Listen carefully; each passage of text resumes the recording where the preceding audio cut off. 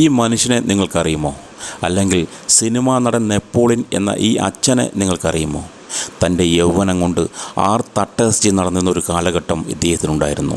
അങ്ങനെ നടന്നിരുന്ന കാലഘട്ടത്തിലാണ് അദ്ദേഹം വേദനയോട് ഒരു സത്യം മനസ്സിലാക്കിയത്. തൻ്റെ മകൻ ഒരു മഹാരോഗത്തിന് അടിമയായിരുന്നെന്നും അധികകാലം ഞങ്ങളോടൊപ്പം അവൻ ഉണ്ടാവില്ല എന്നറിഞ്ഞപ്പോൾ ഇയാൾ തകർന്നുപോയി. പിന്നീട് അദ്ദേഹം തൻ്റെ സുഖസൗകര്യങ്ങൾ എല്ലാം ഒഴിവാക്കിക്കൊണ്ട് പിന്നെ സ്വന്തം മകൻ്റെ ഒരു നിഴൽ പോലെ അദ്ദേഹം കൂടെയായിരുന്നു. അവന് ആഗ്രഹിച്ച സ്ഥലങ്ങളെല്ലാം അവനെ കൊണ്ടുപോകുക, അവന് ഇഷ്ടപ്പെട്ടതെല്ലാം വാങ്ങിക്കൊടുക്കുക.